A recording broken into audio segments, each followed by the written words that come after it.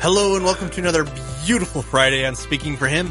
I'm Dan VanZalen and here's your host, Andrew Gumison. Okay, I think we've done this at least once before, but we very rarely do this. Usually when I come into the studio for the podcast, I have reams of notes, or at least one small ream of notes for each, well, at least a page for each podcast.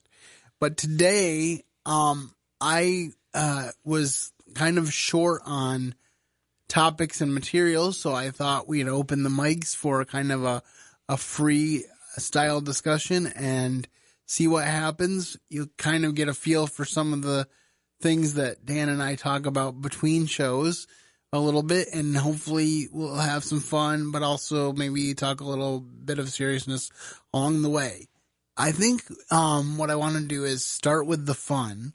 Okay. And that is, Dan and I were just talking before we hit record here about the Summer Olympics. I don't know why I said winter. We are in winter right now. Maybe that's why. Probably it's on why. my brain. But the Summer Olympics are coming to, I believe, Tokyo, Japan. Yes, it is Tokyo for 2020. In July, I think it's July 24th to August 7th or thereabouts. Might be a little bit longer than that. But 2 or 3 weeks. But I always enjoy watching the Olympics. So, first of all, before we get into the news sports, Dan, do you watch Olympic coverage? And if you do you have a favorite sport that you like to watch? I, in fact, do not watch Olympic coverage. Mostly because the stuff that I would consider watching is either on super late at night or while I'm at work. Okay, so you have a legitimate point there. The one thing I've always thought that is interesting about the Olympics is they often will play stuff on the Olympic coverage for the U.S. coverage that is stuff that we can watch anytime. Yep. Like they will specialize in the USA basketball team, which is made up of NBA players who should win the gold every Olympics. They don't always win the gold. They won a bronze a little while back. But it's very anticlimactic. I don't need to see every game of Olympic basketball because I know how they play in the NBA, and I just don't need to see that. And then also, one thing I was telling my uncle as well about Olympic coverage is that I feel like they need to have, like, NBC has a lot of different channels, so they need to devote a channel to just Olympics medal rounds. Because if someone like Usain Bolt, who's the fastest man alive, is running on the track, I don't need to see his preliminary race. If he loses his preliminary race, then maybe I'll go back and watch it and figure out why. But I just want to see him win the gold medal. Nothing irritates me more than when they're showing preliminary coverage and I don't get to see someone win a medal or break a record because I'm waiting for the real thing to happen. So give me a channel that is just gold medal, just medal rounds of stuff. So that has to do with the scheduling of the actual games. Though. No, I know it does, but I also know that they like to show things on tape delay, which they shouldn't have to do, because another thing they should do is have a 24-hour Olympic channel. NBC should have a 24-hour Olympic cable channel, because we have 24-hour news. Why not 24-hour sports? I'm pretty sure they did that last Olympics. And think about how cool that would be for Olympic coverage. And maybe they did, and maybe I'll get a chance to experience it this year. But I'm just saying that needs to happen if it has not already. So, yeah. Well, I distinctly remember some of the games that I'd have liked to watch being on at 2 and 3 in the morning. Yes, exactly. Last couple Olympics. If you want to watch them live, yes. Yeah. But here's the irritating thing. Apparently, when they were in Atlanta, which is in our same time zone in 1996, I was watching the women's gymnastics team finals, which the U.S. was favored to win, and they did. But here's the funny part. My dad saw on the news that they had won, and we were downstairs watching coverage, and it was about a half an hour tape delayed. So we're still watching the final few competitors, and my dad runs downstairs, and he's like, the U.S. won the gold! And I'm like, Dad, you should really warn a guy. It's spoil. That's the most major spoiler alert in the history of spoiler alerts. Spoiler. But anyway, that's something I will never forget. And I have to say, with that being said, that women's gymnastics is one of my favorite things to watch in the Olympics. And oddly enough, I prefer not to watch the gymnastics. I actually went to a show at the Van Arena with the gymnasts when they toured the U.S. after winning the gold. Nice. So, but I also like the track and field events. I think the decathlon is particularly cool because it's 10 events wrapped up in one. Yeah, that can be fun, but I normally don't get to see that one. Yeah, again, it's really hard to sit down and watch just the ones you want. Like in the winter when they want to show me hours and hours of ice skating, when I would like to see curling, or talking about the summer, I would like to see handball. I would like to see a match of handball, but they don't usually show that because they focus on other sports. Okay, yes. with that being said, we have a list in front of us that is new sports or returning sports that are coming to the 2020 Olympics in Tokyo, Japan. Yes. So you want to start us off? Okay, first up is a brand new sport to the Olympics, but a very, very old sport in and of itself. It's karate, which was originated in Okinawa during the Ryukyu dynasty, and it is now in the Olympics. So it makes sense that it would come in a Japanese Olympics then. Well, they just happened to, jump on it this time. It's been in the works for a while, I think. I know, but it is kind of poetic justice. It is, because it started in Okinawa, and that's pretty nice. All right, next. And then for the next one, this coming in, skateboarding. Now, this one's interesting to me because I almost feel like they've had skateboarding before, but I think what I'm thinking of is the X Games. Or possibly the like X that. Games, but back when we were younger, you remember the Tony Hawk craze? Yes, yeah. He pretty much started his own world level skateboarding competition, and then that kind of evolved into X Games, and it got snowboarding and all sorts of stuff. So he kind of started it, and then he dominated in it. Pretty much, yeah. So basically, you should start a sport that you know you can dominate in. So if you want to make it into a big thing, yes, you better be able to dominate. All right. Next. And then after skateboarding, the next newish one, I'm pretty sure it's new, sports climbing. Now, this one sounds interesting to me because, again, this is one of those things. And another thing that's interesting is they will often have the cycling events or big events that are hard as a spectator to watch. Especially since they're normally long. And I feel like sports climbing would be one of those things that would just not lend itself to spectator sport. Now, if it was cliff diving, there's the thing. Sports climbing is going to be 3 disciplines: speed climbing, bouldering, and lead climbing. In speed climbing, it's going to be 2 people racing each other up a 15-meter wall. Now that one I want to see. Yes. Bouldering involves climbers without safety ropes individually trying to ascend as many of the fixed routes as they can on a 4-meter high wall within 4 minutes. So you got 4 minutes to do as much climbing as you possibly can.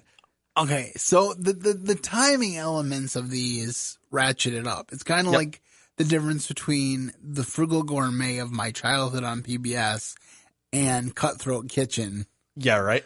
And so then lead climbing is them trying to get as high as they can on a 15-meter wall in 6 minutes. So only the first discipline do you have unlimited time. It's whoever gets to the top of a 15-meter wall first. The second 2 are time limited. Yeah, so that's going to be interesting. That sounds like it would be really interesting. So, well, since it's a sport that literally anybody can do to an Olympic level, basically, I guess they're expecting a lot of people. Well, that was what was interesting about the Winter Olympics, the last Winter Olympics, when the guys curling team did so well. They were basically just a bunch of soccer dads who vaulted to fame because they, medaled in the Olympics, and nobody really expected that from them. Yeah, but in hey, the that's US. the great So, thing about the Olympics. If you manage to make the Olympic team, it doesn't matter where you came from. it is awesome. Okay, next. The next, and very obviously has to be the Summer Olympics, it's surfing. Cowabunga, dude! Now, this is another one that's kind of surprising that it's taken this long to get to Olympic competition, because there's been professional surfing for a long time. And a lot of individual competitions. However, a lot of them tend to happen in Hawaii Yes. during the surfing season, and it's kind of been a very American-dominated sort of thing. So For a long I'm time. interested to know what other countries will be represented. I'm pretty sure that in order, and maybe you could Google this too, how many countries have to be participating for it to be an Olympic sport? You just type that into Google, we can probably get an answer. I believe it's 7, but I'm not 100% sure. I wonder if we'll have some of our professional surfers who are known for that competing. Like, it would be neat to see, like, Bethany Hamilton, the Soul Surfer, do some Olympic surfing. I think that would be kind of awesome.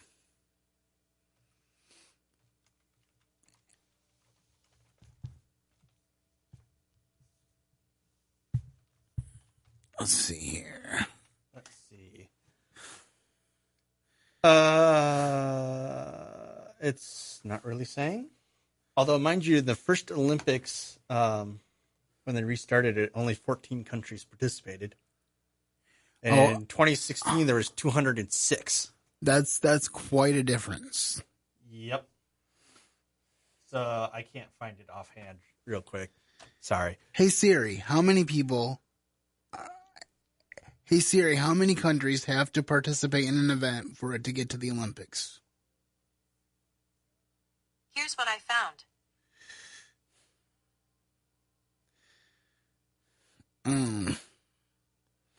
How are sports chosen for the Olympics? Let's try this. Okay. The IOC has to recognize you. Yeah, I think it's like 7 or 14 countries have to vote for it. But it doesn't say anything about participation. Incidentally, for the surfing, each heat will last 20 to 25 minutes, and 4 people will go at a time, depending on quality of waves. I'm not real sure. I'm not finding the answer to that either. If I find that answer, I'll try to throw it up on the blog post for this post. Yep. For this podcast episode. So can you give us the next sport? Okay. Well, as surfing seems to be running on the standard competition rules, the next sports are those returning to the Olympics. That would be baseball and softball. Now, I really enjoyed watching the softball last time it was in the Olympics. They were in the Olympics for a while. The U.S. is pretty strong. Baseball, I'm not quite as sure about, because we can watch that all summer long, every summer. And I'm also interested to know how it's going to affect the baseball season, because I'm not sure if major leaguers will be allowed to compete or not. I would imagine that they would, because it would be weird if major leaguers weren't allowed to, but professional basketball players could. That would be a little strange. I don't know how that's going to go. They might just take a recess for the Olympics. They might. That's what they do in the Winter Olympics for hockey. They take a 10-day break. So if you're not in the Olympics, you get a nice vacation. You bet. All right, next. Those are the last two that they're adding. The one that you did not have on your list, which I have on mine, is 3-on-3 basketball. Now, this is something that I'm kind of excited about, because much like beach volleyball, the U.S. has the opportunity to possibly dominate and win not 1, but 3 medals. Now, I don't know how good our teams are going to be.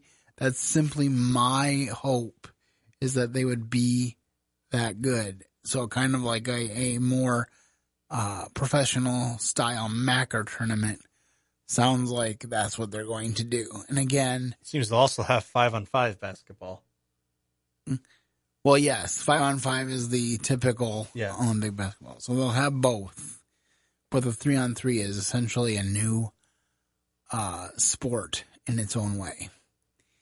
All right, so in the winter, I thought it would help us to get through these winter blahs by thinking about the summer and how great it's going to be to watch these sports in the Olympic Games and to hopefully bring home a lot of gold medals for the U.S. Woo-hoo! So I'm looking forward to that. I hope that you guys will enjoy this podcast and look forward to these new sports with me. All right, on a more serious note, I heard this week that Donald Trump signed an executive order bolstering the right of people to be able to pray in their schools. Now, it'd be easy to say, as some of the liberals have said, that you are targeting Christians and that you're against other faiths. But I think the reason that Donald Trump did this was because other faiths their concerns have been recognized as legitimate, and Christians have been maligned for praying. You know, teachers get in trouble for praying with students. Students get in trouble for leading Bible studies. They're not allowed to enact school clubs that have Christian bases. They're not allowed to, in a lot of ways, carry their Bible on campus, even if it's not a legal disallowed. It's an expectation that it's not allowed, and so schools often like to scare them into believing that it is not allowed.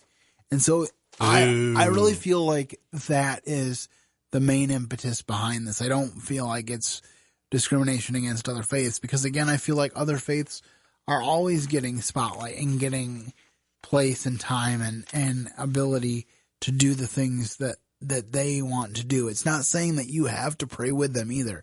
That's the biggest lie I think that gets perpetrated is that an atheist will say, well, if you pray to Jesus, that offends me, so therefore you shouldn't do that. But the reality is you don't have to pray to anybody if you don't want to. But infringing the tyranny of the few, having just a few atheists or people that don't appreciate prayer infringe on a majority that do. For a coach, Coach Kennedy, a few years ago to lose his job at a high school as a high school football coach because he led prayers on the field. I mean, that's kind of a ridiculous thing if you think about it. So I think all this is doing is reinforcing the rights of people to freely exercise their religion. People talk about free speech, and it's part of the First Amendment. That is true. But part of it is also not prohibiting the free exercise of religion. And so we need to remember that. Yep. There is some cause for concern, I think, in the fact of government mandated funds. And the reason is because those same funds, if a godless president gets in, could be used for things that don't honor God. This is the same issue that I had with George W. Bush's faith-based initiatives. His goals were admirable, but I think anytime you take government funds, they can be twisted and misused. So if there's any concern on this level about this particular issue, it's that any government funds given to a Christian organization would then simply be withdrawn when another candidate elevates another faith or puts another group of people above them and says your faith is no longer legitimate. These other faiths are. So I think we need to take it into context, not overreact too much on either side. But I rejoice that we have a president who cares to make these things known. And I think that, people say that he's pandering to the evangelicals. But let me just say this. From day one, I was concerned that he would pander and then would do a 180 and turn around and end up being a liberal Republican, otherwise known as a rhino, who didn't really care about conservative values. But as the days have passed, I've realized that he's been very consistent in promoting moral values, in doing things to help people. He has gone to other countries and sought the release of American prisoners in other countries and successfully negotiated it to bring them back to the U.S. And he has just done a whole lot of good on the conservative side of things. And I think after 3 years, it's kind of petty and foolish to continue to use the word pandering. Because I think if he was simply pandering to the electorate, he would have given up a long time ago. Oh, so yeah. I don't think he's perfect.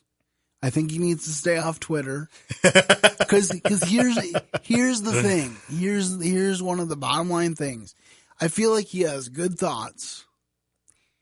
But when somebody says something he doesn't like, he immediately rifles off a response without thinking it through. His brain to mouth filter is somewhat defective. Then he might come up with a better response to it a few days later. But nobody cares about the retraction. They only care about what he first said. Yep. And so that, I think, is what a lot of people are struggling with, and justifiably so. But I think we can be much thankful that prayer is being encouraged in our schools. I think part of the problem, too, is people say, I don't want the government involved in telling me that we have to have prayer. But we have to remember that the government was involved with telling us that we couldn't have prayer in the 1960s when Madeline Murray O'Hair sued to have prayer removed from schools. The government stepped in and said, okay, you're right, Madeline Murray O'Hair. We can remove prayer. So for the government to get involved on the other side only makes sense. Yep. Same thing with pro-choice people who say, I don't want the government involved in what I can do with my body. Well, they already were when in 1973 they decided for all of us as a country that we had to allow abortion in our states, regardless of how we felt about the issue. So because the government got involved then, for the government to get involved now and say life is important, I think is really the only way to go, because they were involved in the 70s, and that's why we got where we are.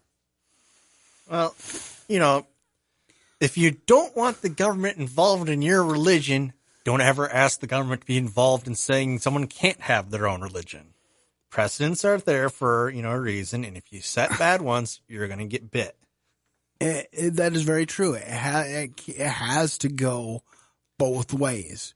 You can't tell me that I need to stay away from your right to choose, but then I also have to pay for you to kill a baby. You can't tell me that I don't have the right to pray and then tell me that, I've got to support your right to slander me. Yeah, it doesn't. That does not compute. Sense. So I think we have a lot to be thankful for. I think people need to realize that this is not a vendetta against people who don't pray. It's just saying we know that there's power in prayer, and we appreciate the right to pray. And if you realize that the reason the Pilgrims came here was freedom from religious oppression, then it puts it into perspective that that's why we're here, is to have the freedom to observe to practice our faith the way that we feel most led to do so. So I think it's important for us to keep that perspective. All right, well, I hope you've enjoyed this podcast episode, a little unconventional, but I think it came together nicely. We talked about the Olympics coming up this summer, and we talked about prayer coming back to the schools. I think it's a great thing. We'll see how God works through this issue, and I hope that you will continue to pray for the 2020 election, and that God will raise up leaders that will honor him and give him the glory. And as that happens, I believe our nation can still thrive. And just to say one word about that, I don't think that trusting God to help our nation thrive means that we're putting the nation above God. I think some people fear that and they say that, but we have to remember that a lot of the scriptures where it talks about the government were written to societies where they didn't have a say, where they just had a dictatorship and they didn't have any say on whether it would be godly or not. But if we have the opportunity to put righteous people into office, we should exercise that opportunity. And we should applaud people for doing the right thing, even if they don't do it the way we want them to, or even if we don't agree with everything they do. And so I think that's where we are at. And we may address this again later this year on a future episode. I try not to get too political, but I will always stand up for the rights of us to vote and decide who our leaders are, because without that right, we would be in dire straits and not be able to have any of the freedoms which we now enjoy. So with that, I will say, have a great weekend and keep serving the best of masters. Thank you for listening to today's episode. Your host has been Andrew Gomison, founder of Speaking for Him. For more information on today's show and to leave us comments and voicemails, visit speakingforhim.blogspot.com. You can find Andrew's ministry at speakingforhim.com. That's speaking, 4, HIM. You can also interact with us at facebook.com/speakingforhim and on Twitter @SpeakingForHim. And when you look for us on iTunes and Stitcher, let us know what you think of the podcast by leaving a rating and review.